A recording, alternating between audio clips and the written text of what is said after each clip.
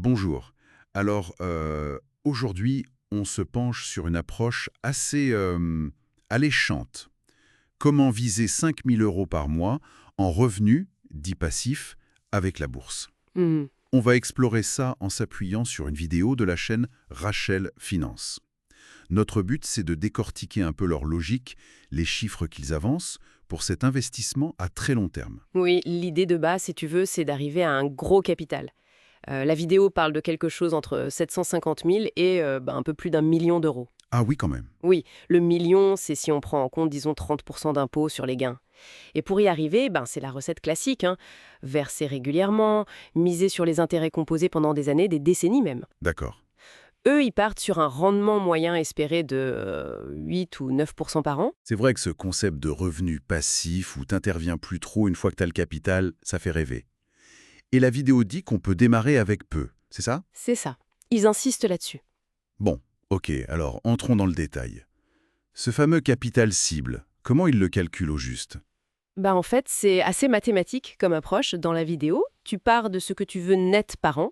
Donc 5 000 € par mois, ça fait 60 000 € par an. Ok. Et tu divises ça par ton rendement annuel net espéré. Si on prend 8% net, hop, 750 000 €. Mhm. Mais, et c'est important, il souligne bien le truc de la fiscalité. Ouais. Si tu penses que tu auras 30% d'impôt sur ces revenus-là, il te faut viser plus haut en brut pour avoir tes 60 000 € net, genre 85 000 € brut. Ah oui, d'accord. Et là, mécaniquement, le capital nécessaire, il grimpe. On arrive au fameux 1 52 000 € à peu près. Je vois. Ça pose le cadre. Mais la question qui vient tout de suite, c'est comment on fait pour accumuler une somme pareille? Il donne un exemple concret, j'imagine.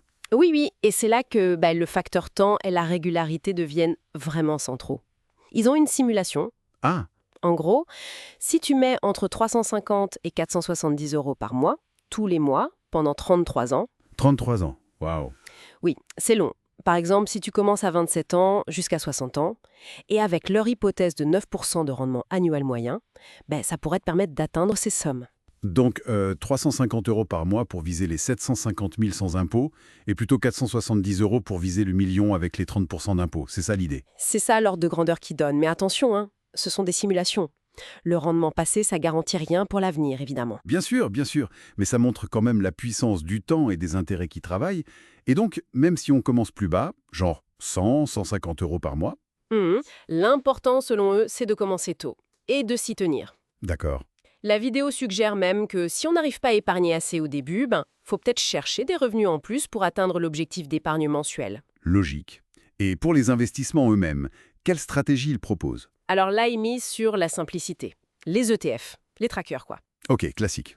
L'idée, c'est d'avoir au moins la moitié, disons 50%, sur un indice très large, genre le S&P 500 américain. Mhm. Et le reste, pour diversifier un peu, soit géographiquement, Europe, Asie-Pacifique, soit sur des thèmes précis comme les petites entreprises ou certains marchés émergents bien ciblés. Intéressant. Et pourquoi ils insistent sur le S&P 500 et ils sont méfiants sur les ETF émergents globaux, c'est ça? Oui, d'après ce que dit la vidéo, c'est basé sur les performances passées. Le S&P 500 a historiquement bien marché sur le très long terme.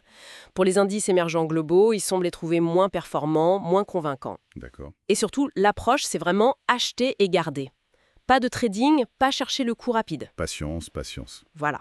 Et si on est un peu plus prudent, on peut ajouter un peu d'or ou d'obligations pour lisser les secousses du marché, adapter à son profil de risque, quoi. Donc si je résume la philo d'investissement, on est patient, discipliné pendant des décennies, on fait confiance à la croissance globale via des outils simples comme les ETF. Zéro magie en fait. Si tu as 750 000 € et que tu veux 60 000 € dans l'année, ça veut dire vendre environ 8% de ton capital cette année-là. 8%. Attends, mais c'est beaucoup, non? On entend souvent parler de la fameuse règle des 4%. C'est quoi la différence? Très bonne remarque. La vidéo en parle, de cette règle des 4%.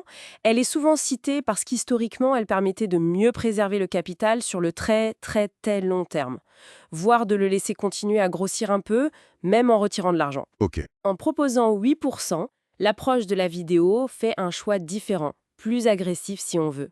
Elle met la priorité sur l'objectif de revenu atteint, les 5 000 € par mois, quitte à accepter que le capital puisse diminuer petit à petit si les rendements ne sont pas extraordinaires tous les ans. D'accord, c'est un arbitrage important à saisir. On privilégie le revenu immédiat au risque de manger un peu le capital à terme. Exactement. Bon. Alors, si on devait synthétiser tout ça, qu'est-ce qu'il faut retenir de cette approche? Les points clés qui ressortent de la vidéo, c'est 1.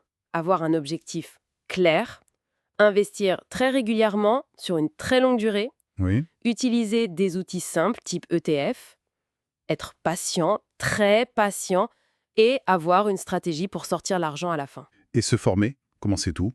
Ça revient tout le temps. Tout à fait. Et tu vois, ça m'amène à une dernière pensée.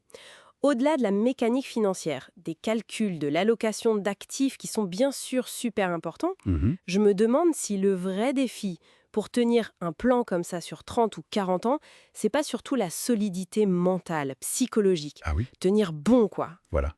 Quelle discipline il faut avoir pour continuer mois après mois, année après année, sans paniquer quand ça baisse ou sans s'emballer quand ça monte trop. Gérer ses émotions face aux montagnes russes des marchés, c'est peut-être ça, au final, le facteur le plus dur à maîtriser, mais celui qui fait vraiment la différence sur la durée.